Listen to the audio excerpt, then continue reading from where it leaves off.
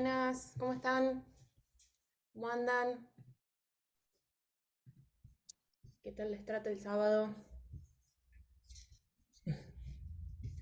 Bueno, gente, vamos a empezar con el encuentro de hoy. Vamos a charlar de técnicas de testing de la mano de Dai y Lau. Antes de arrancar, como siempre, recordarles nomás que este es un espacio que tratamos de que sea cuidado y respetuoso. Así que, bueno, si en algún momento sienten que no se está cumpliendo eso, está bueno que nos lo hagan saber. Al final les vamos a pasar un form de feedback para que nos cuenten qué les pareció el encuentro, pero también qué les pareció la dinámica. Así que bueno, si tienen algún comentario ahí, estaría bueno que lo hagan en ese espacio. Y si no, bueno, también pueden acercarse y charlar con nosotras, no hay ningún problema por eso.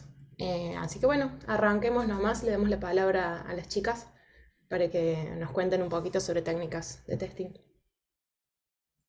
Hola chicas, buen día. Los objetivos del encuentro básicamente son diferenciar los niveles de prueba, los tipos de prueba, para entrar ya a lo que son las técnicas de testing. Es un tema como bien importante porque digamos que nos perfila hacia cuál va a ser nuestra función como tester y cuál es la diferencia cuando somos tester o estamos comenzando a cuando ya, digamos, nos dedicamos a hacer QA, Quality Assurance. ¿Alguna tiene alguna idea de qué son los niveles de prueba? ¿Sabe algo? ¿Ha escuchado algo?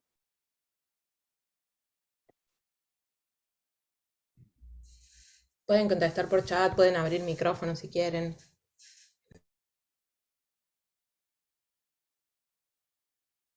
Recién empezando.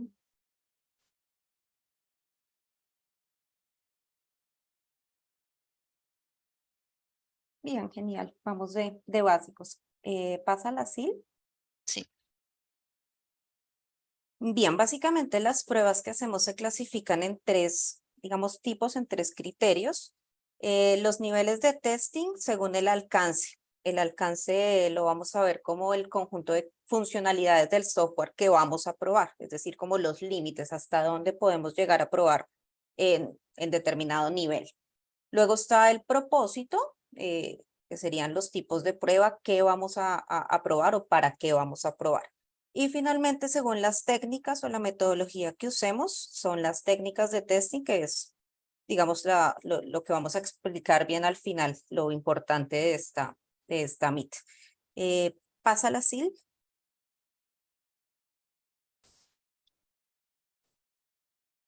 Bien, la siguiente. Los niveles de prueba los vamos a ver como una pirámide.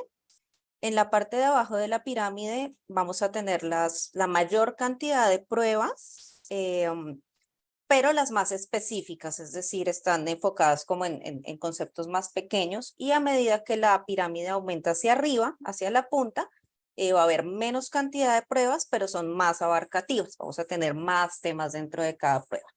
En la base de la pirámide tenemos las pruebas unitarias, generalmente son las que realizan los desarrolladores, los DevOps, y van a ser por fragmento de código, es decir, dentro del código de la plataforma o del software que está desarrollándose, cada fragmento lo van a probar independientemente para ver que esté bien codeado, básicamente, bien codificado. Una vez se verifica que cada fragmento del código ande bien, pasamos a las pruebas de integración, que sería ver que los fragmentos entre sí se comuniquen, tengan buena conexión y funcionen, pues integralmente, digamos, entre varios de ellos. En esta etapa, las pruebas de integración las van a realizar también los DevOps, los realizan los QA y los ingenieros de automatización de pruebas generalmente. Luego pasamos a las pruebas de sistema, que ya sería ver el software como un todo, es decir, ya todos los fragmentos se probaron por aparte, ya vimos que se comunican bien entre sí, entonces probamos ya lo que sería la plataforma completa. Como les dije anteriormente, cada vez son menos pruebas las que se realizan, ya en esta etapa van a ser más pocas, y estas van a estar a cargo también de los QA y los ingenieros de automatización. Y al final tenemos las pruebas de aceptación de usuario, que bueno, estas las realiza generalmente los usuarios o los clientes. Ya tenemos la plataforma desarrollada, ya verificamos que el código ande, que las funcionalidades estén bien. Ahora vamos a ver cómo le va al cliente o al usuario utilizando la plataforma. Entonces son menos pruebas, pero le vamos a decir que abarque todo, que toque todo, que intente hacer todas las funcionalidades que estén en la plataforma para ver cómo anda. Pásala así. Ahora vamos a lo que serían los tipos de prueba. Normalmente, bueno, lo vamos a dividir en dos grupos.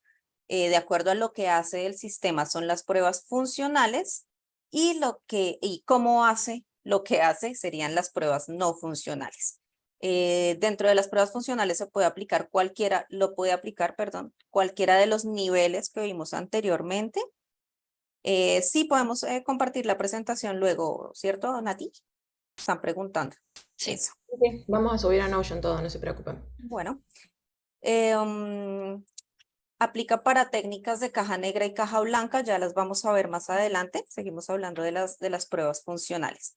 Y las no funcionales es cómo lo hace, es decir, verificar que funcione bien, que sea intuitivo, que la persona, el usuario lo pueda utilizar de manera correcta.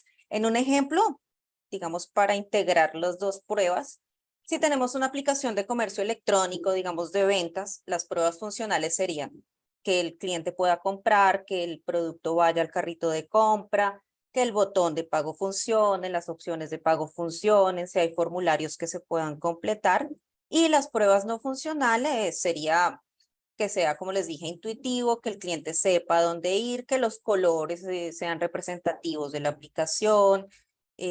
Sería como también más la parte estética de la carga, si hay muchos usuarios tratando de comprar al mismo tiempo, que la aplicación no ande lento. Ese tipo de pruebas serían las no funcionales. Generalmente como testers de software nos enfocamos más hacia las funcionales. Queremos que las aplicaciones y las plataformas anden bien, por lo general. La siguiente es Sil, y ahí ya entramos con las técnicas de testing. Ahí le paso ya la palabra a Dai. Hola, ¿cómo andan, chiques? Bueno, no sé si tenemos gente nueva, pero si no, me presento, soy Dai. Vamos a estar hablando ahora de lo que son las técnicas de testing y para empezar a hablar de ellas, antes hay que mencionar que tienen una clasificación, que tenemos la clasificación de caja negra y caja blanca, que seguramente todos ya las conocen porque son muy nombradas. Y bueno, dentro de estas clasificaciones también tenemos, bueno, lo que viene a ser la caja negra son estas técnicas de prueba que se concentran tanto en las entradas y las salidas. Nosotros sabemos qué, qué valor entra y cuál es el resultado que estamos esperando, pero no conocemos qué sucede adentro. No tenemos idea. Como dice la imagen Magic, pasa magia ahí y nosotros validamos que pase lo que estamos esperando. Es como, este ejemplo también está muy bueno, es como cuando vamos a un restaurante, hacemos un pedido y recibimos el plato preparado, pero no tenemos idea qué hicieron en la cocina ahí atrás, simplemente nos llegó y tenemos el plato. A diferencia, las de caja blanca, ¿podemos pasar, Sil? Sí. Las de caja blanca, justamente, son aquellas en las que conocemos qué es lo que está sucediendo dentro, es como si nos fuéramos a la cocina a ver qué es lo que está pasando, pero no conocemos los datos de entrada ni de salida. Entonces, en ese sentido se diferencian. Por ahí nosotros como QA manual, y más que nada cuando estamos empezando, hacemos más que nada técnicas de caja negra, y las técnicas de caja blanca necesitamos otro tipo de conocimiento. Por ejemplo, necesitamos ya conocer código, necesitamos saber de base de datos, necesitamos saber de API testing o de servicios. Se requiere ya otro conocimiento, no significa que el tester no lo hace, de hecho se hace, pero usualmente ya es cuando estamos en otro momento como QAs y no cuando estamos empezando. Así que vamos a ver un poco más adentro de qué tratan todas estas técnicas de caja negra. Y también lo que está bueno es que diferencien cuando ustedes le dicen niveles de testing, tipos de testing y técnicas, porque es una pregunta de entrevista que les van a hacer mucho. Y de hecho es un filtro para saber si ustedes se confunden entre qué es un nivel, que cuando le dicen nivel ustedes ya tienen que prestar en la pirámide. Acuérdense de esa pirámide, por favor. Y cuando le dicen de técnicas, piensen en caja negra y caja blanca. Y cuando le dicen tipo, funcional o funcional. Es como lo primero que tienen que recordar. Em, ¿Hasta ahí cómo van? ¿Van bien? ¿Alguna pregunta sobre esto o algo que quieran agregar también? Capaz saben algo más de caja blanca y caja negra que Yo nos quiero sirve. agregar ahí una cosita, Dai. Estas tres categorías que mencionaron las chicas no son excluyentes entre sí. Entonces yo puedo tomar un escenario de prueba que yo voy a diseñar y decir a cuál de los niveles corresponde, con cuál técnica lo diseñé y a cuál tipo de prueba corresponde. Entonces una sola prueba se puede encajar en todas esas categorías, digamos. Son distintas formas, distintos enfoques para ver un mismo escenario de prueba. Acá Total, hicieron una totalmente. pregunta en el chat. Entonces, aceptación son solo las del cliente, hablamos de los niveles. No necesariamente en aceptación, también va a haber QAs, también va a haber tester, pero está enfocado a que el QA o el tester manipule la plataforma como si fuera un usuario o un cliente. Es decir, cómo lo vería ya la persona cuando esté funcional la plataforma. Buenísimo. También otra cosa que les quería recordar es que estas técnicas a nosotros nos van a servir para crear los casos de prueba. No es que nosotros nos van a dar una historia de usuario, nos va a llegar un requerimiento y ya nos piden que hagamos estas técnicas. No, este es nuestro conocimiento como testers que lo vamos a aplicar para crear mejores casos de prueba. No va a venir nadie a pedirles, demostrame esta técnica, o por lo menos en mi experiencia es muy raro que vengan y te lo pidan, a menos que vos lo dejes documentado, pero es algo que tienen que hacer, digamos, para hacer su trabajo de la mejor manera y de la forma más inteligente, porque si no van a estar un montón de tiempo probando cosas que lo van a poder disminuir en menos horas.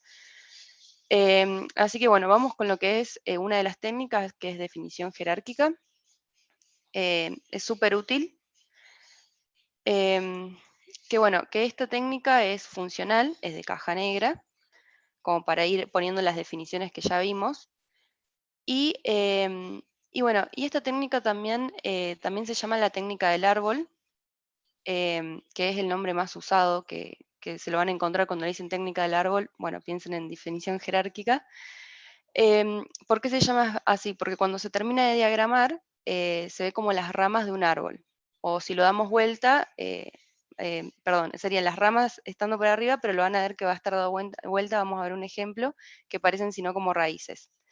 Y la idea es ir desde una idea central, desde una historia de usuario, ir viendo cómo vamos viendo los resultados esperados y justamente qué es los datos que vamos a necesitar para usar.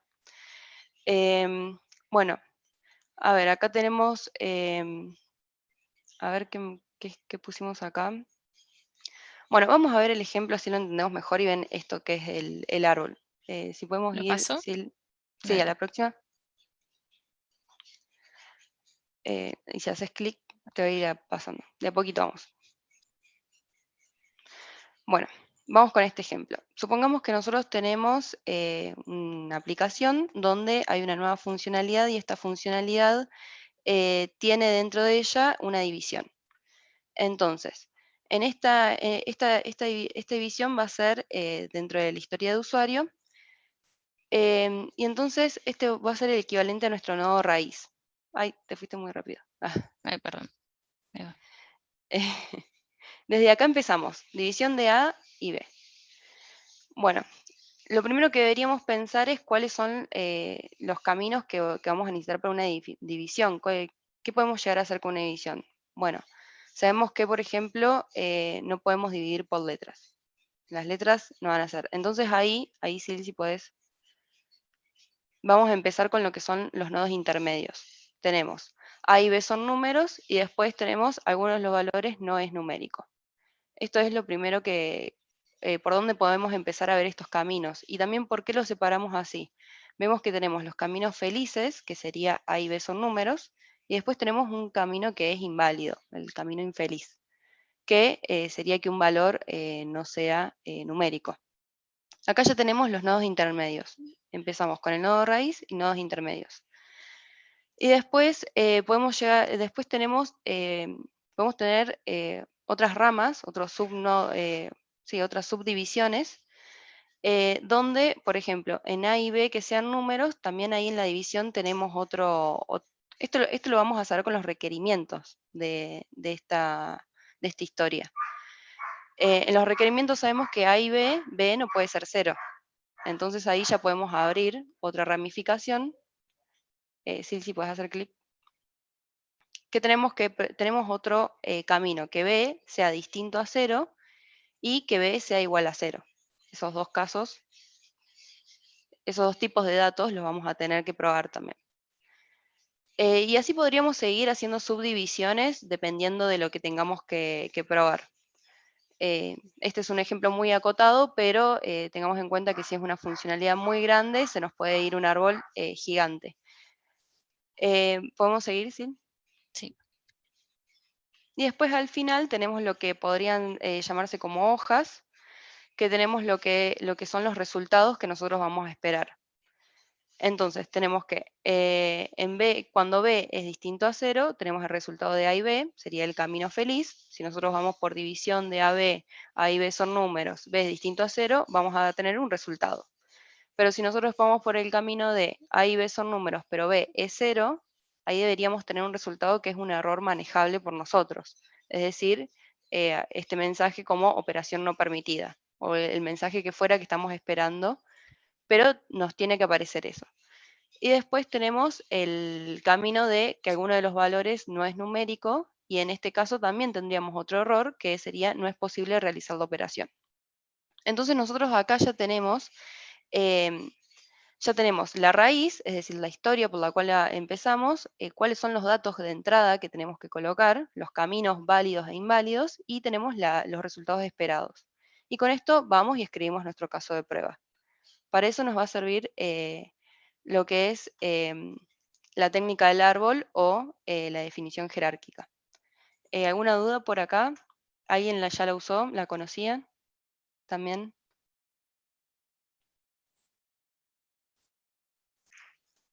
A mí me servía mucho cuando no tenía idea, digamos, de la historia y empezaba a hacer esto como para ver todos los caminos que se me ocurrían. Es como para ir descubriéndolos. Yo lo hacía sin conocerlo, también pasa. Mapa mental también. Por ahí la diferencia con el mapa mental es que el nodo central se puede ramificar en muchas direcciones. Acá la idea es hacerlo desde lo general hasta lo particular por la forma en la que está dibujado nada más, pero en sí la técnica es la misma, digamos, empezar a ramificar hacia afuera, solo que el mapa se ve como con ramas en todos los sentidos, no solo hacia abajo, por si alguien no conoce un mapa mental. Ahora está bueno saber cómo se llama. La técnica del árbol o definición jerárquica. No sé si esa era la pregunta. Ahí va. Bueno, sigamos. Vamos a hacer un repaso de esta técnica. Recordemos que tenemos el nodo raíz, que sería la historia de usuario. Después vamos a tener los nodos intermedios, que van a ser las precondiciones o entradas de datos que vamos a necesitar. Y por último, vamos a tener los nodos finales o las hojas, que se llama, que son los resultados esperados de nuestro caso de prueba. Bueno, sigamos con lo que es la partición de equivalencias, que también la van a usar muchísimo. Otra cosa más para aclarar, vamos a ver algunas el día de hoy y la próxima vamos a ver otras más, que por ahí está bueno que le dediquemos tiempo, porque también tenemos ejercicios. Así que nos va a llevar un rato hacerlas y está bueno que la veamos en detalle, así la entienden bien y se sacan todas las dudas. Bueno, lo que es la partición de equivalencias o clases de equivalencias, la van a escuchar de las dos formas. Bueno, nos va a servir para reducir la cantidad de casos que vamos a ejecutar. O sea, nosotros por ahí vemos que tenemos una funcionalidad y por ahí no, antes de ir y probar absolutamente todo, con esta técnica podemos hacer que sean muchos menos. Nos va a ayudar, lo que va a hacer es ayudarnos a definir en conjuntos de datos que esperan justamente un comportamiento que sea el mismo, exactamente el mismo. Entonces, nosotros agrupamos datos que tengan cosas en común y esperan esta acción. Por ejemplo, en lo que es acá que ven que dice que si vamos a trabajar con números pares, da lo mismo si nosotros vamos a estar probando con 2, 4 o 50. Mientras que sea un número par, podemos solamente probar el 4 y ya suponemos que usando el 2 o el 50 también va a estar funcionando. ¿Por qué? Porque nosotros lo hicimos en un conjunto, que serían números pares, y usamos uno de ellos, uno solo. Y asumimos que si funciona este conjunto, un valor de estos conjuntos, funcionarían todos. Pero lo mismo también sucede que si falla, también fallarían todos. Así que ahí tendríamos un bug para todo ese conjunto. Algo importante también es que se puede usar en todos los niveles de prueba, no es excluyente. Y el uso de esta técnica y de todas las técnicas en realidad que vamos a ver nos sirve porque nos vamos a encontrar con conjuntos de datos donde es imposible probar todos los valores. Es decir, ustedes no van a estar probando todos los números pares porque es como que van a estar mucho tiempo. Entonces, también viene por ese lado, porque no es solamente probar de la forma más inteligente, sino también porque no es rentable estar probando absolutamente todos los valores. Entonces, identificar estas equivalencias a nosotros nos va a ayudar a elegir este conjunto con la menor cantidad de casos que podamos generar y con una mayor cobertura. ¿Podemos seguir con la siguiente? ¿Sí? Sí. Vamos a ver ejemplos. Porque hasta ahora todo muy lindo conceptual, pero por ahí como, bueno, ¿qué tengo que hacer? ¿Cómo empiezo? Bueno, lo primero que tenemos que hacer es dividir los datos en equivalentes. Nosotros tenemos que identificar aquellos grupos que se espera que el software se comporte de una forma idéntica. Por ejemplo, acá tenemos la edad de 1865. Ahí esperaríamos que el software de 1865, suponiendo que esto es un formulario, permita seguir, ¿no? Porque son la edad que está esperando. Y ahí ya solo sabemos que hay un conjunto. Tenemos ese conjunto que se va a comportar de manera, es decir, 18, 19, 20, 21, hasta 64, 65 se va a comportar igual. Entonces no vamos a probar todos esos números, vamos a elegir uno, por ejemplo, no sé, el 24, y le vamos a enviar el formulario. ¿Podemos dar el siguiente, Sil? Hacer clic. Sí. Esto es una forma de verlo gráficamente, como para no perderse. Hacemos una línea y ponemos, por ejemplo, bueno, desde 18 a 65, hace clic de nuevo, Sil, porfa. Acá tenemos la primera partición de equivalencia, que todo este rango se va a comportar de la misma manera. Algo también importante para que recordemos es que también están las particiones de equivalencias inválidas. ¿Qué pasa? A nosotros nos puede pasar que tengamos una historia de usuario donde nos van a decir, o un requerimiento donde nos van a decir, queremos que se admitan préstamos para personas de entre 18 y 65 años. ¿Y ustedes qué van a hacer? No van a ir y probar 1865 y listo. Algo que no es explícito cuando nosotros se nos solicita algo es justamente los caminos inválidos. Nosotros siempre vamos a tener equivalencias inválidas. Y en este caso podemos observar qué pasaría, por ejemplo, si probamos con valores menores a 18. ¿También podría aceptarlo? ¿Qué pasaría con valores mayores a 65? Ahí tenemos otras dos particiones de equivalencia que no fueron especificadas de forma explícita, en donde van a ser inválidas. Es decir, nosotros estamos esperando un error manejable.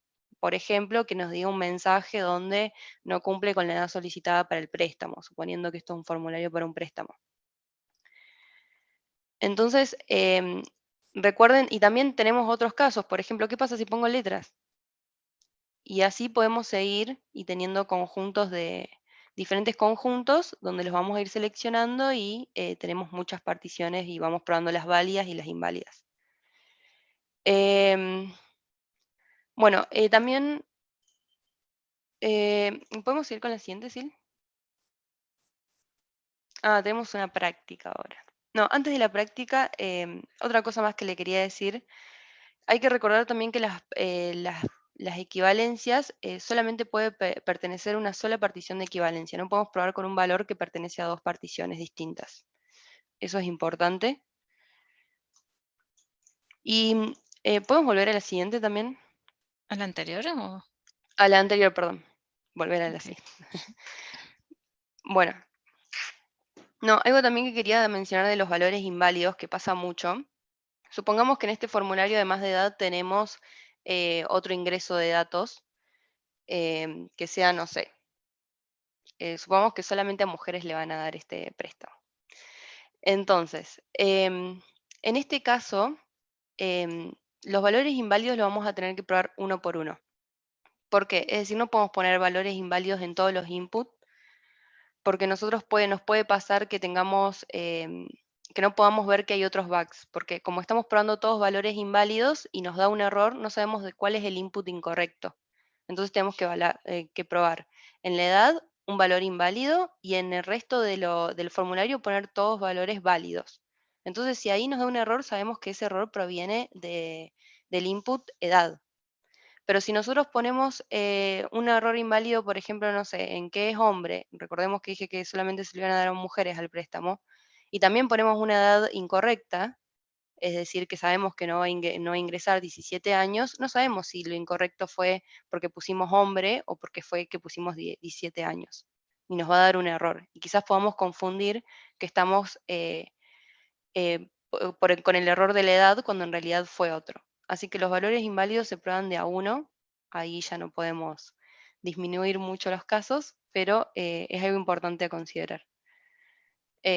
Ahora sí, si les parece, vamos a la práctica o si hay alguna pregunta también sobre esto, también lo vemos.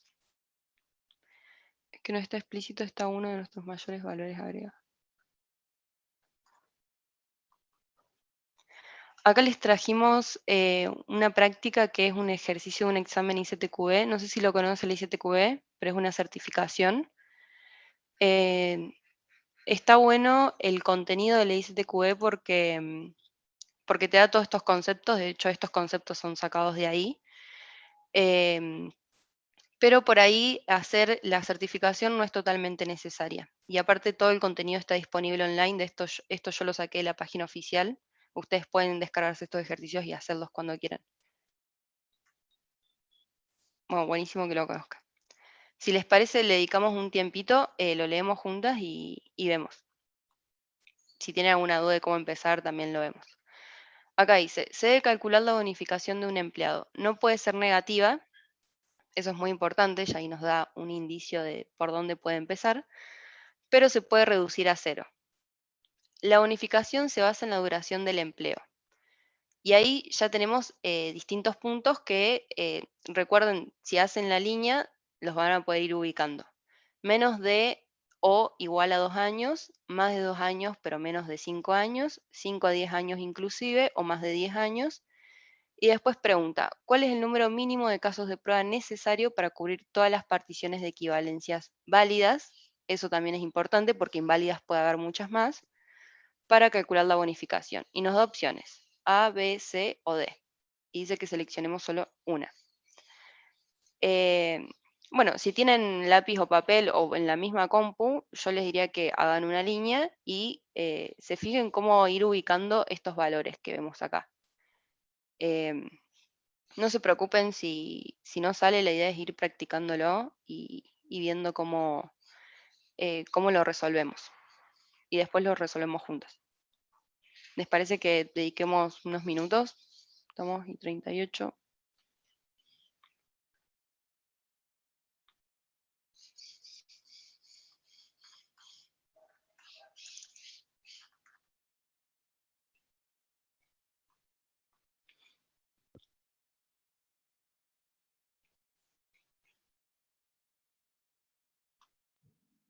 Ahí hay una pregunta en el chat que dice, esta sería una prueba unitaria, ¿no? Depende de quién la esté haciendo y en qué circunstancias. O sea, nosotros acá lo que queremos hacer con este ejercicio es aplicar una de las técnicas. Y después, con esa técnica, se pueden derivar, que se llama diseñar casos de prueba, que se pueden ejecutar a distintos niveles según quién las ejecute y si las está haciendo. Por ejemplo, la persona que desarrolló está aplicando esta técnica para diseñar sus pruebas unitarias, es una posibilidad, pero también la persona que le toca hacer las pruebas, las pruebas de sistemas, perdón, también puede aplicar esta técnica y derivar sus casos de prueba de ahí. Por eso decíamos que las tres enfoques que mencionamos al principio no son excluyentes entre sí y la combinación de los tres nos va a poder ubicar la prueba en algún lugar del espectro de pruebas, digamos. No sé si respondí la pregunta. También recuerden que las pruebas unitarias son las que hacen los desarrolladores. No son las pruebas unitarias que las hace un QA. De la pirámide esta que vimos, em, los roles que se interceptan en cada pirámide, en las unitarias es la única que hacen solamente los desarrolladores. De hecho, algo que pueden hacer cuando ingresen a un trabajo es preguntar, ¿tienen pruebas unitarias? Y le van a decir que no. No, mentira, mentira. Pero puede que le digan que no. Y bueno, y ahí es algo donde el QA puede empezar a insistir de que se hagan pruebas unitarias, porque sería una buena práctica y nos daría un trabajo de más calidad para nosotros, porque si no apenas no den el código vamos a tener errores seguramente. El código no, la aplicación. El resto de la prueba, excepto las unitarias, ¿las hace QA? Sí, las hace un QA, puede ser un QA manual o un QA automation. Y las pruebas de aceptación de usuarios, la UAT seguramente las escucharon así porque se habla mucho así. También está justamente el usuario o el cliente o alguien que no es un QA.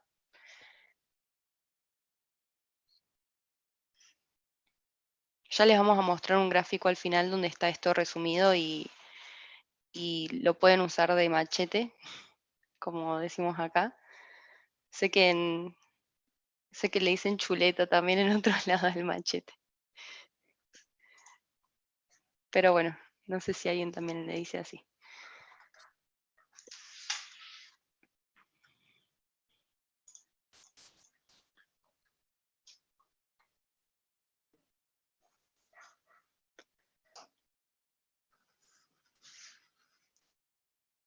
Estamos, ¿les parece 10 minutos en esto?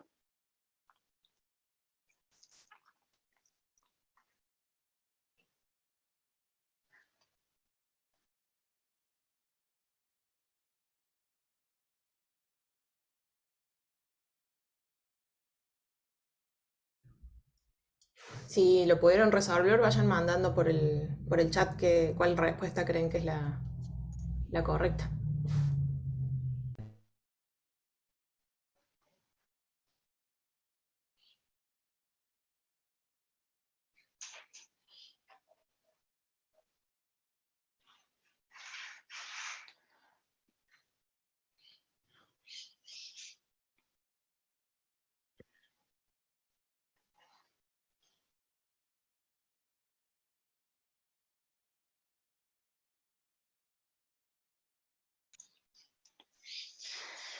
Se picó.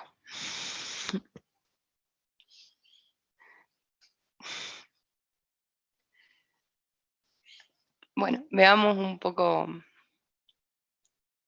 las respuestas. ¿O quieren más tiempo?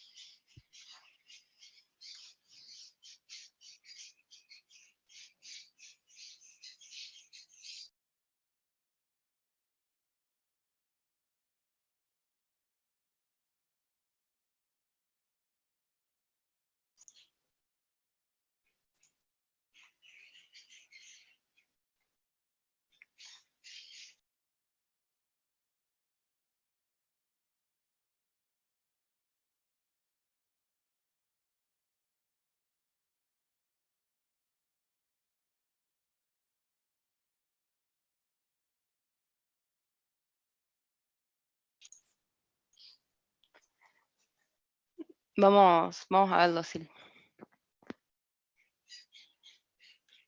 Chananana, de a poquito, de a poquito.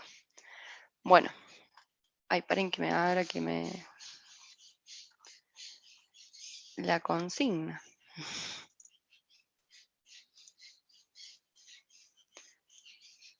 Bien, Ahí te comparto la consigna si lo ahí estoy, vemos. ahí la veo, Ok, la veo igual.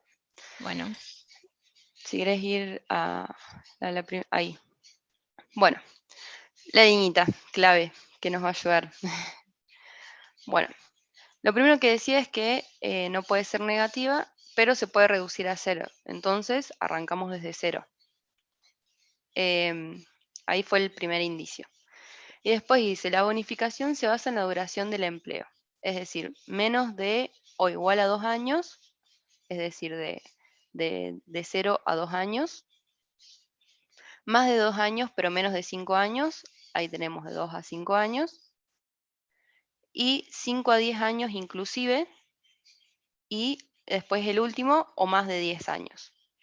Y después hace clic. Ahí tenemos. La primera partición, que es de 0 a 2. Más de 2 años, pero menos de 5 años. La segunda partición. De 5 a 10 años inclusive. Y la última, que sería o más de 10 años. Es decir, de 10 en adelante. Tenemos estas 4 particiones que nosotros si probaríamos un valor de cada una, es decir, un 1, por ejemplo, un 3, un 7 y un 12, ya estaríamos probando todas las particiones. Y ahí tendríamos una cobertura del 100%, porque probamos todas las particiones que encontramos. Si nosotros probáramos, por ejemplo, 2 particiones de las 4 que encontramos, tendríamos menor cobertura, tendríamos un 50%. Y así sucesivamente. Lo hablamos, si alguien quiere abrir micrófono, pueden abrirlo y comentar todo. Estamos todas aprendiendo. Si tiene algo para aportar también nos sirve un montón.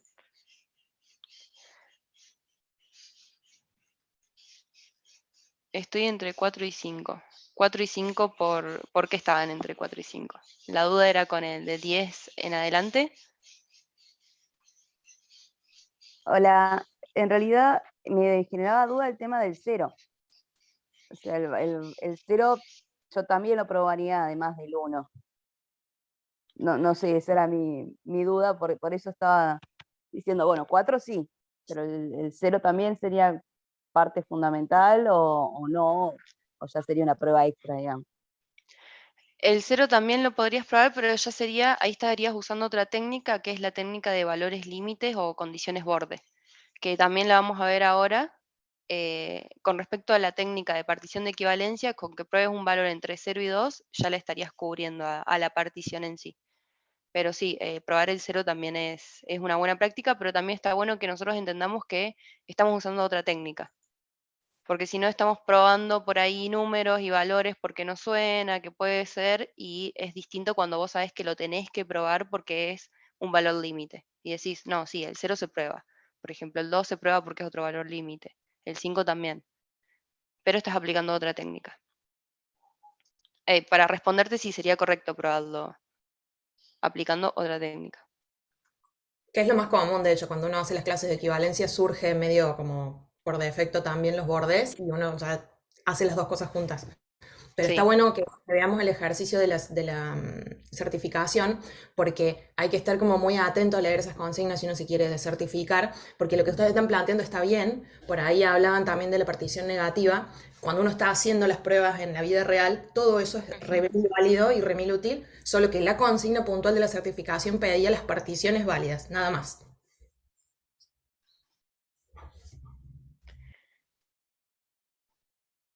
Sí, los valores, o sea, los valores negativos, como dicen a ti, en la vida real, en un trabajo, los van a tener que probar. En este caso pide los válidos. Bueno, vamos a ver, no sé si hay más preguntas sobre esto, si no, sigamos con lo que es valores límites, que bueno, surgen justamente naturalmente porque porque de hecho viene de la partición de equivalencias. Nosotros cuando ya tenemos estas particiones de equivalencia, tenemos que ver los valores máximos y mínimos de cada partición, porque ahí justamente es donde podemos llegar a tener conflictos. Algo también importante destacar que no siempre se usan los valores límites, porque se usan en aquellas equivalencias que son numéricas y ordenadas. Si son valores no numéricos, no podemos usar valores límites. Y también, ¿por qué existen también estas pruebas de valores límites? Es porque la mayor parte de los errores los vamos a encontrar justamente en estos puntos límites entre una partición y otra, porque cuando se están programando se usan operadores lógicos, ya sea mayor, menor, mayor o igual que, y es muy común que se use solamente el símbolo de mayor y se olviden el de igual, por ejemplo, no se use el de igual. Entonces ahí es cuando nosotros tenemos un error en estos límites. También algo importante destacar es que nosotros podemos usar los valores límites en todos los niveles de prueba. En esta pirámide que vimos, los podemos usar en todos. Bueno, podemos ir... Bueno, acá hay un ejemplo. Por ejemplo, si vamos a trabajar con números mayores a 5, tanto el 5 como el 6 son valores límites. Pero nosotros ya sabemos, por ejemplo, que si ingresamos un 1 es un número menor a 5 y si ingresamos, no sé, un 10 es un número mayor a 5. Pero ¿qué va a pasar cuando nosotros ingresemos el 5?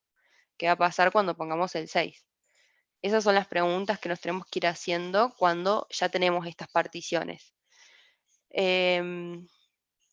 ¿Podemos seguir, Sil? Vamos a seguir con el ejemplo de la edad. Bueno, retomando, pensando en este formulario que tenemos donde solicitaba la edad de 18 a 65 años, los valores límites en este caso van a ser 17, 18, 65 y 66. Esos son los valores límites cuando estamos probando, digamos, en dos límites. Pero también podemos llegar a probar con tres valores límites, considerando 3 puntos, que es cuando consideramos el 17, el 18 y el 19 y el 64, 65 y 66. Es decir, estamos probando un lado hacia la izquierda y un lado hacia la derecha de justamente el punto de inflexión que tenemos. En este caso sería el 18 y el 65. Comúnmente se van a encontrar, comprobar los dos valores límites, tanto de la izquierda y la derecha, pero también puede pasar que haya un QA que pruebe solamente con 2 límites. Está bueno que lo sepan porque esto también es algo por ahí que les pueden llegar a preguntar en alguna evaluación que les hagan o cuando tengan alguna técnica, puede ser una pregunta. Que sepan por ahí diferenciar cuando hay 2 valores límites o 3 puntos. Entonces, hagamos un repaso. Para usar esta técnica, lo primero que tenemos que hacer es identificar las particiones, es decir, usar la anterior técnica. Y después tenemos que identificar los límites de cada una de estas particiones. Bueno, esta técnica se va a usar cuando tengamos rangos de números, fechas y horas. En fechas lo van a ver un montón. Por ejemplo, bueno, a mí me pasó mucho, en rangos de número, a mí me pasó, por ejemplo, que esto de poder obtener un préstamo era de un valor hasta un valor, ahí usabas valores límites. Fechas también en edades, por ejemplo, tiene que ser mayor a 18 años, se lo van a encontrar un montón, entonces tienen que ver cuándo nació, y ahí hay bastantes problemas en las fechas. Y bueno, y en horas también lo van a tener que usar a los valores límites. Veo que a mí no, Caro, me parece que sí es el tuyo. Ah, se les está cortando. Bueno, ahí está Caro de última.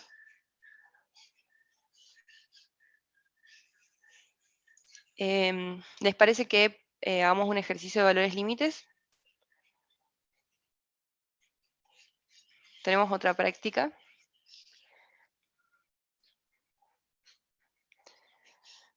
Dice, un sistema de control de información de velocidad tiene las siguientes características. Si usted conduce a 50 km por hora o menos, no ocurrirá nada. Si usted conduce a más de 50 km por hora, pero a 55 km por hora o menos, será advertido. Si usted conduce a una velocidad superior a 55 km por hora, pero no supera 60 km por hora, se le impondrá una multa. Y después, si usted conduce a más de 60 km por hora, su licencia de conducir será suspendida. Y después dice, la velocidad en kilómetros por hora está disponible para el sistema con un valor entero. Bueno, eso es importante. ¿Cuál sería el conjunto de valores kilómetros por hora más probables identificados mediante la aplicación del análisis de valores frontera? Bueno, acá lo llama valores frontera, en el que solo son relevantes los valores frontera en la frontera de las clases de equivalencias. Bueno, Algo para decirle, acá está usando 2 límites, no va a estar usando 3 puntos. Si no especifican por ahí en algún tipo de examen, supongan que son 2 valores. Mi internet y nos da opciones, la opción A, B, C o D.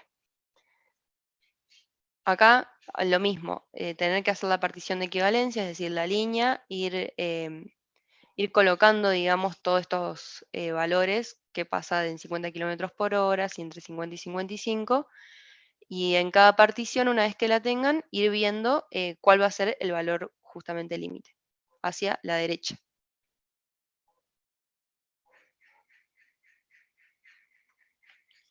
¿Se entiende? ¿Van bien?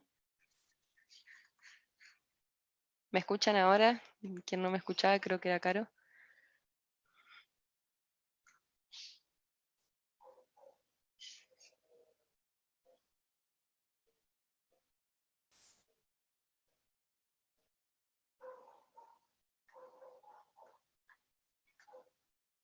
Bueno, ¿les parece? Dejemos unos minutos hasta las 12 y ahí lo charlamos.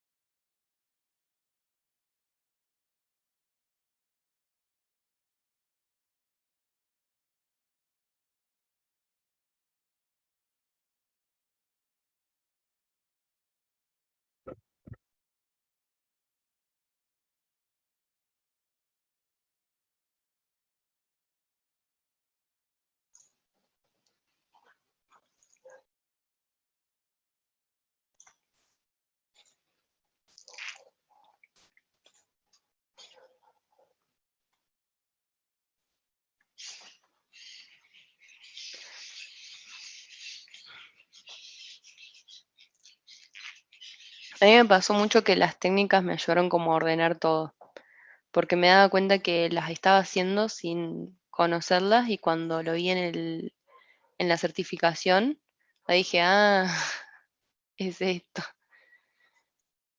Y es muy distinto cuando las haces a conciencia que cuando las haces como por Intuición. intuición, sí. Ujú.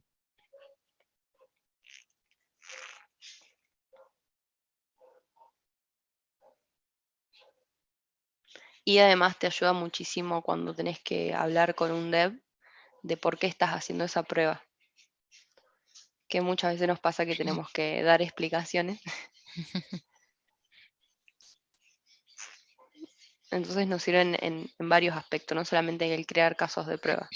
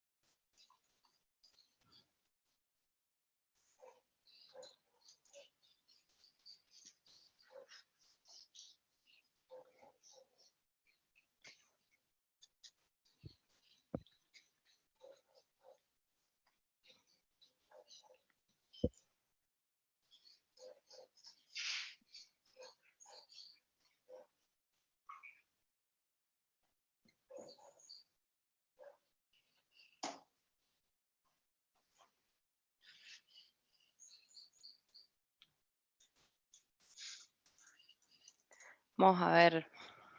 ¿Alguna ya tiene una respuesta, una opción? A, B, C o D.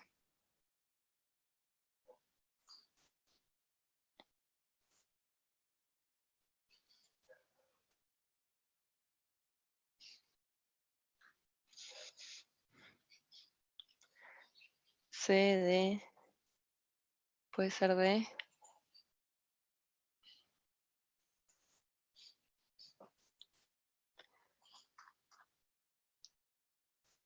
Veo que están entre D y C.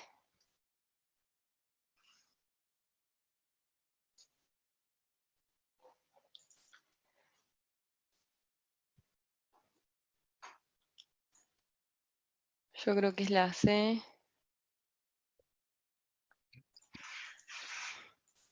Vamos a ver. A ver, veamos cómo. Vamos. Sí, dale, cómo lo resolvemos.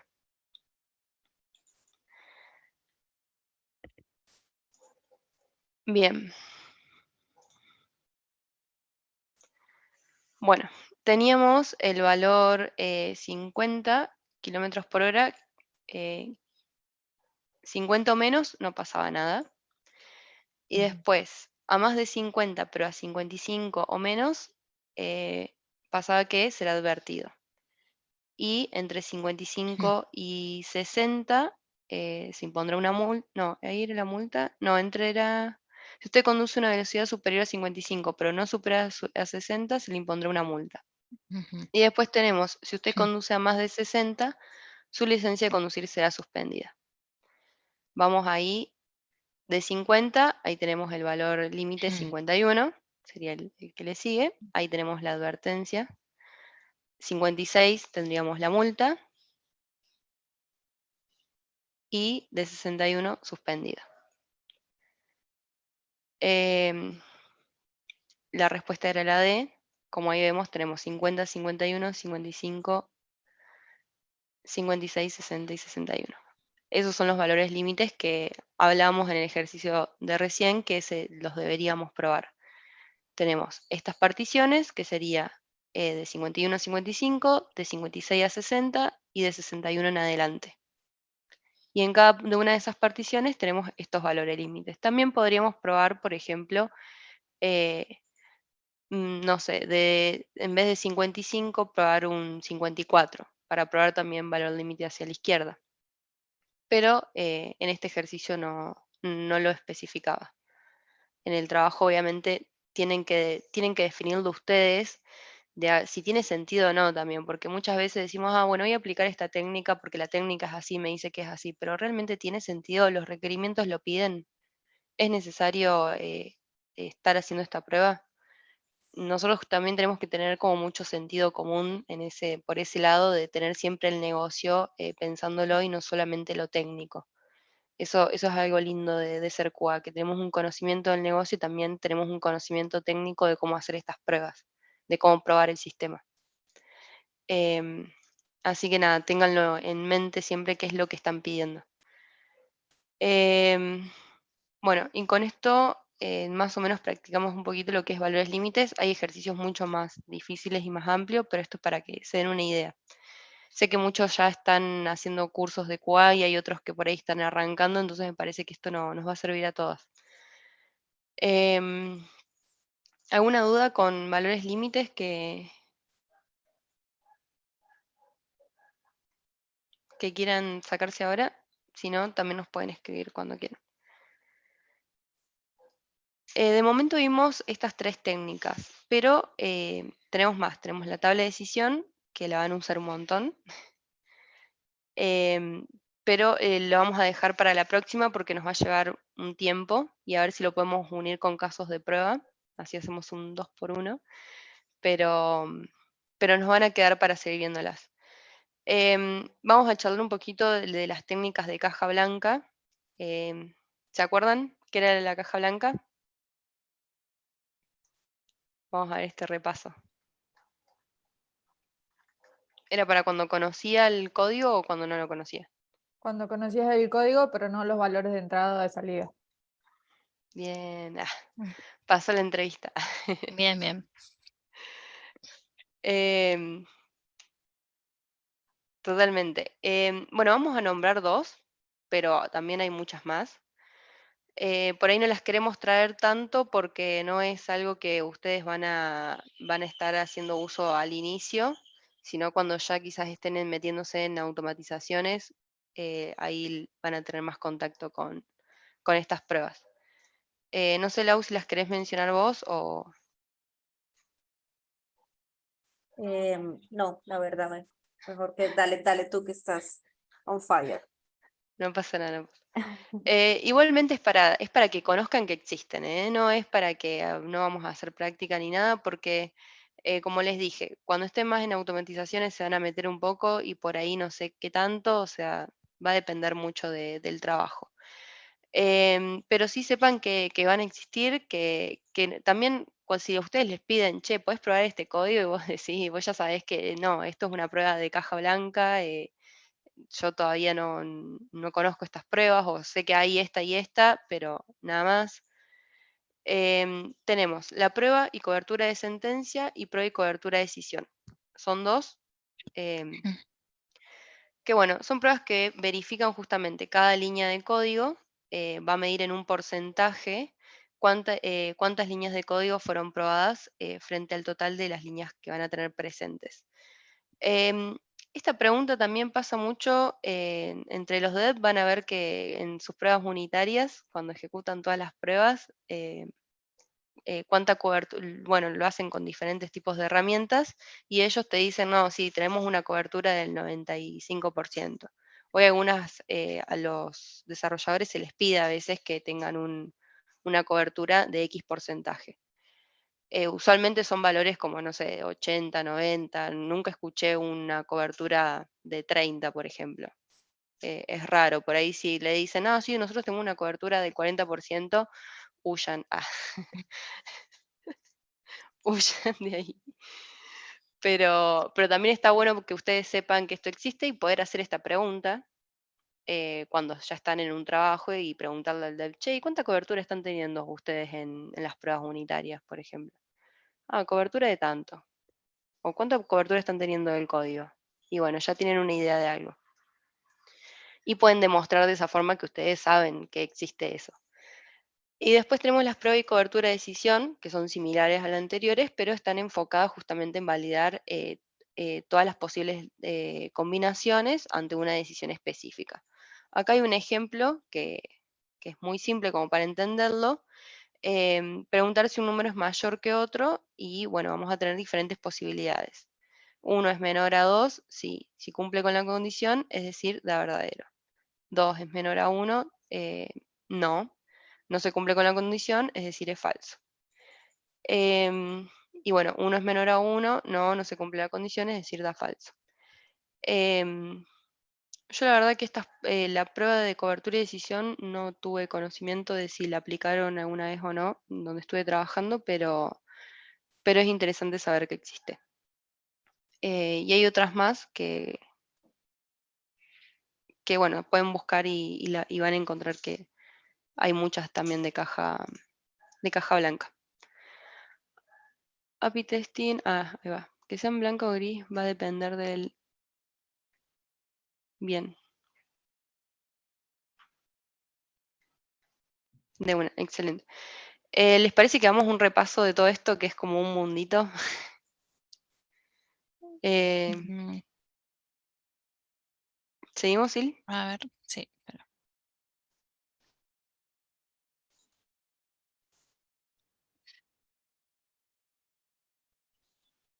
Bueno, esperemos un ratito que se colgó la página.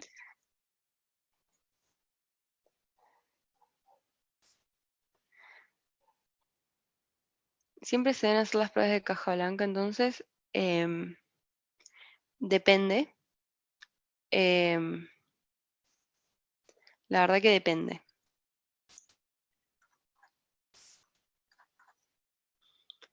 Las pruebas de cobertura de sentencia, yo he visto que las hacen siempre, pero las hacen los desarrolladores, no los QA. Y después hay otro tipo de pruebas, hay pruebas sí, hay pruebas de performance, que depende del proyecto si considera hacerlas o no. Y también depende si tiene QA Automation. Si tiene QA Automation, probablemente estén haciendo este tipo de pruebas. Si no tienen QA Automation, si es solamente QA manual, solamente hacen pruebas de caja negra. Pero va a depender de dónde estén y las prioridades que tenga el negocio. Sí, también de la escala de proyecto en la que estén trabajando.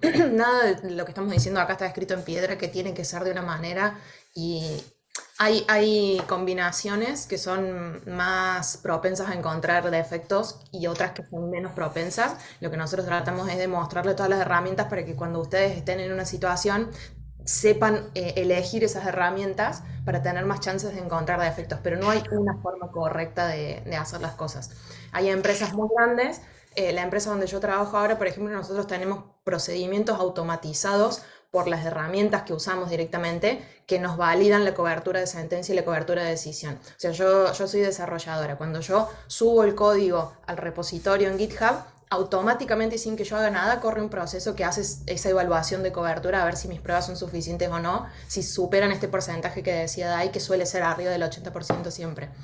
Hay empresas más chicas donde esos procesos no son automáticos y hay que hacerlos un poquito más a mano a la revisión, pero siempre está bueno que alguito se aplique, digamos, o por lo menos que sepamos, si no estamos aplicando algo, que sepamos que no lo estamos aplicando y seamos conscientes del riesgo que eso conlleva. Eso también es una pata de esto, digamos. Por ahí decíamos hace un ratito de las condiciones de borde, que a veces cuando son números ordenados tenemos 3 bordes y en el ejercicio recién estaba usando 2. O sea, tenemos 3 números en un borde, estaba usando 2. Lo que es importante ahí es decir, bueno, hay un número más que yo lo estoy dejando afuera a propósito y sepamos que eso tiene un riesgo, medir ese riesgo nada más. Como les decimos, no hay una manera correcta, pero sí está bueno tener un panorama y entender qué estamos probando y qué no. Totalmente. Vamos a la próxima. Acá tenemos todo junto, para que se les simplifique un poco, porque muchas de las preguntas por ahí, bueno, ¿y en qué rol de los niveles está el QA? Bueno, pueden ver que desde las pruebas de integración en adelante es justamente donde nos empezamos a involucrar los QA. TAE significa Test Automation Engineer, sería el QA Automation. Y también acá van a ver como UAT, que sería pruebas de aceptación de usuario, que sería User Acceptance Testing, que lo van a ver muchísimo como UAT. De hecho, capaz que hasta, no sé, cuando estén buscando trabajo, pruebas de UAT de testing, y por ahí, ¿qué es UAT? Bueno, User Acceptance Testing. Bueno, los roles, ahí los tienen a cada uno, tienen los niveles, que ya lo estuvimos viendo, y los tipos de pruebas, que ahí como vimos están las funcional y no funcionales. Principalmente van a estar haciendo prueba funcional, que son estas que vamos a ver qué es lo que hace el software, es decir, nosotros tenemos un resultado esperado y estamos viendo que haga ese resultado esperado, pero no vemos cómo lo hace. No sabemos si lo hace, no sé, con una carga adecuada, si lo hace rápido, eh, si lo hace de la mejor forma, no tenemos idea de eso. Solamente sabemos que lo hace. Que bueno, serían los tipos de pruebas. Y las técnicas de testing, que ahí están las de caja negra, que hoy vimos 3, nos faltan ver 2 más, y las de caja blanca, que hay 2 ahí, pero también hay muchas más. Si ustedes se ponen, digamos, a buscar en internet, van a encontrar muchas más técnicas, van a encontrar combinación de técnicas y van a encontrar personas que las usan parecido, pero no exactamente igual. Pero bueno, la idea es que se fijen, digamos, cuál les sienta mejor a ustedes y cuál les sirve. Porque si por ahí están haciendo una técnica solo por el solo hecho de que la conocen y que la van a hacer, pero no sirve mucho, yo les diría que no la hagan, digamos, óbienla. Y bueno, está todo junto porque pasa un montón que esto como que al principio yo me perdía muchísimo, así que acá lo pueden ir viendo en dónde influye, ¿no? Por ahí lo funcional, no funcional puede ir en cualquier lado de los niveles, las técnicas también pueden ir en cualquier lado, no es que hay un lugar específico, se usa en este nivel.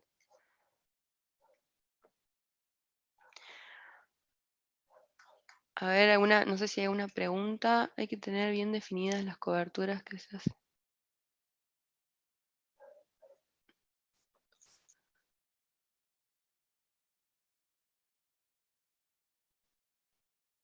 Totalmente. Y dejar también comentado cuando se toma alguna decisión. No dejarlo en una Meet, sino un comentario en Jira o en algún lado donde dejen documentación, dejarlo asentado. Porque después pasa mucho de que, ay, sí, pero si yo te dije esto, qué sé yo, y él como que, ay, me olvidé.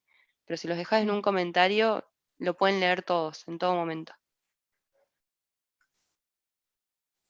El resumen lo pueden imprimir, dejárselo ahí, arriba de cada entrevista.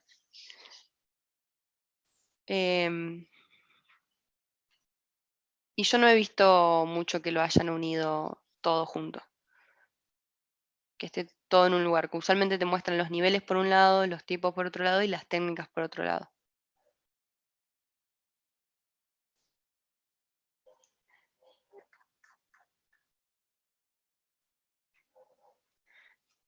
Bueno, chicas, si tienen alguna pregunta, si no, la verdad que manejamos bastante bien el tiempo.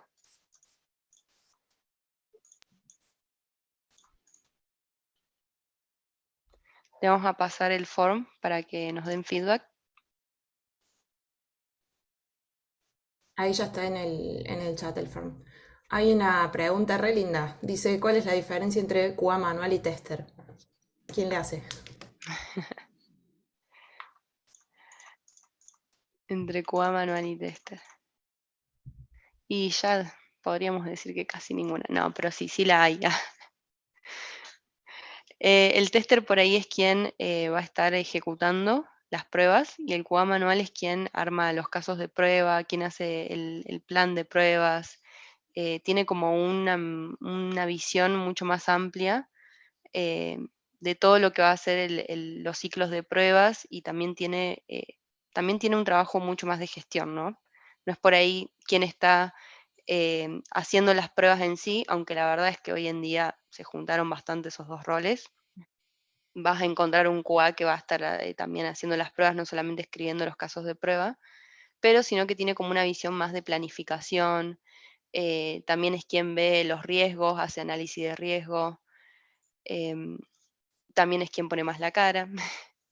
Pero hoy en día la verdad es que están muy en conjunto los dos roles. De hecho, yo no he visto o a veces piden tester, pero en realidad están pidiendo los dos, así que les va a pasar eso.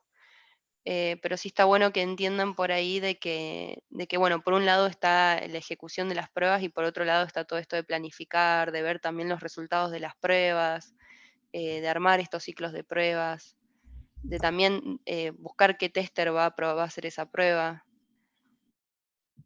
Definir si va a haber testing automatizado también es algo que hace el QA. Me parece que lo hemos charlado en el primer encuentro esto, por si quieren ir a chusmear. Ahora justo están rotos los links a los videos de las dos clases anteriores, pero en cuantito estén subidos los van a poder encontrar ahí en Notion. Y ahí en la primera clase habíamos usado una analogía para hablar de las diferencias entre estos roles. Imagínense que están por cocinar una receta y la persona que es tester, pura y exclusivamente tester, va a recibir la receta, va a recibir los ingredientes, va a ejecutar la receta y va a decir la receta salió bien o salió mal, punto. En cambio, la persona que tiene el rol de QA o las responsabilidades por ahí de QA va a mirar esa receta con un ojo un poco más crítico, va a elegir los ingredientes que se van a usar para prepararla, va a pensar cuáles son los ambientes en los que se debería preparar esa receta. Por ahí no es lo mismo prepararlo un día que hace más calor y un día que hace más frío. Bueno, todas esas cositas que son un poquito más a nivel macro y no son solo ejecutar la receta. La persona que es QA puede ejecutar la receta o puede delegar esa tarea a una persona que es tester, pero es muy sutil la diferencia y las conocemos las personas que estamos metidas adentro del rubro, pero por ahí las personas que hacen recruiting no tienen muy en claro este límite. Entonces si ustedes ven una publicación que busca QA o que busca tester, tómenlo como un merge entre las dos posiciones, una mezcla, y pregunten de última cuáles son las responsabilidades. Totalmente. Y también diría que la diferencia de por ahí un tester que está ahí como medio probando sin mucha idea a pasar a ser un profesional es también el conocimiento y el uso de estas técnicas, ¿no? Cuando empiecen a usar estas técnicas van a ver como una diferencia también eh, entre ser alguien que está probando, ser un poco más tester, a ya estar pasando a ser un QA y estar pensando con cabeza de, de qué técnica va, cuál no. Y bueno, y también les va a pasar que en las Meet directamente cuando estén hablando de una funcionalidad que quieren implementar, ya directamente hacer preguntas que tienen sentido con respecto a las técnicas. Por ejemplo, van a preguntar, bueno, y supongamos que están hablando de una funcionalidad que solamente pueden dar préstamos a tanto valor. ¿Y cuál es el valor máximo? Van a preguntar en esa Meet. Porque saben que después tienen que hacer esta técnica de valores límites. Y eso les va a dar la diferencia. Em, Hice algunos cursos sobre estos temas y ninguno fue tan claro. Bueno, genial que sirva. Ahí preguntaron algo sobre el ICTQE. ¿Lo puedes rendir virtual? Yo por ahí no sé si recomiendo tanto rendirlo porque lo que está bueno es el contenido y la verdad que no te piden tener la certificación cuando vas a postularte. O sea, lo que voy es que si lo quieres rendir, rendilo, obviamente, pero lo importante es que sepas el contenido y que lo puedas explicar en una entrevista, no que presentes el papel, digamos, de que lo rendí. Con que puedas demostrar que tenés estos conocimientos ya basta. Pero si pueden, ríndalo igual, porque una certificación siempre viene bien. Ahí, Crack Nati pasando todos los links. Únanse al Discord, por favor. Si alguna quiere automatizar, las invito al canal de automatizaciones, que nos estamos juntando todos los jueves a ver qué sacamos. Igual quédense tranqui que a las personas que no están en el Telegram o en el Discord actualmente, si se anotaron y completaron el formulario y les llegó el mail, ahora les va a llegar un mail con un resumen, con las PPTs, con el Notion, con todos los links que estamos pasando en el chat, los van a recibir por mail, así que no se preocupen por eso. Algo que se están uniendo.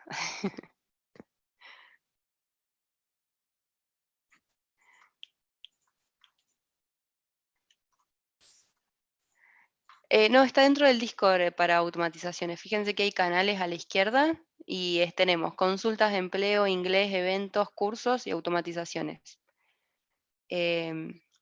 También tenemos lo que es inglés. Nos juntamos a hablar en inglés o intentar Ponele. hablar en inglés.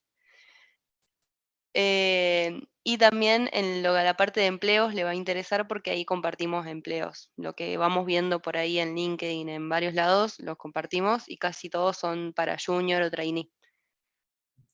Y ustedes pueden compartir también este Discord, es un espacio colaborativo, digamos, lo administramos nosotros, pero los canales están abiertos para que ustedes escriban lo que quieran en el canal que quieran. Así que si ustedes se cruzan con una propuesta que quizás a ustedes no les atrapa, pero la quieren compartir, ahí pueden hacerlo. Sí, total. Bueno, chiques. ¿Y el QA Analysis? Ahí tenemos otra definición de QA. Yo diría que una persona que es analista de QA puede después ese análisis que es capaz de hacer, aplicarlo como pruebas manuales o como pruebas automatizadas. O sea, no es excluyente una cosa de la otra. Puedes ser analista de QA y después ejecutar las pruebas manualmente o automatizarlas si tenés el conocimiento necesario.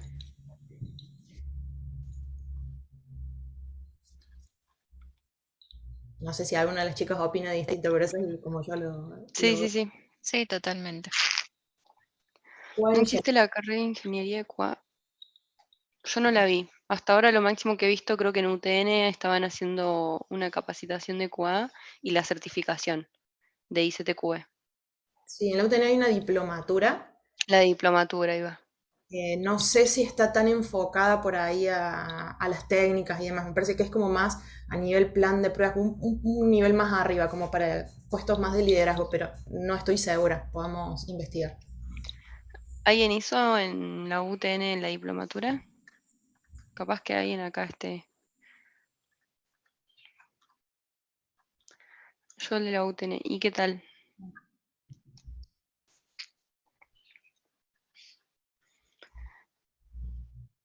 El básico terminé. Bien, bien. Bueno, Después nos contas si está buena, para que nos anotemos. sí. La próxima speaker de los encuentros. Ahí va, me gustó eso. Anotando ahí. Junio. De ahí me enteré de usted. Ah, mira, de ahí te enteraste de nosotros. Genial. Bien ahí UTN. Vale. Inesperado. Son súper famosos. En nuestro canal de Discord somos famosos. Ah. Bueno, chiques, vamos a disfrutar el sábado. Cualquier cosa, escriban en el canal que estamos todas ahí para responder, no solamente nosotras, sino ya somos cuantas. Ya estamos cerca de 100, Yo por ahora veo 80 todavía. 80. Ay, yo quiero esas 100. 21, no, Bueno, 90. somos 80 y la verdad que estamos bastante activas, así que cualquier consulta, en la parte de consultas, si tienen algún problema, de hecho, chicas se encontraron que estaban haciendo el mismo curso y hicieron match ahí y se sacaban dudas. Así que ustedes pregunten, que preguntando vamos aprendiendo todas. Sí, y si se les ocurre que necesitan un canal específico para hablar de algún tema, nos avisan y generamos el canal, no hay problema para esas cosas. Si ustedes ahí en Discord ponen @volunteer, nos pueden hablar a todas las que estamos como coordinadoras del server, digamos.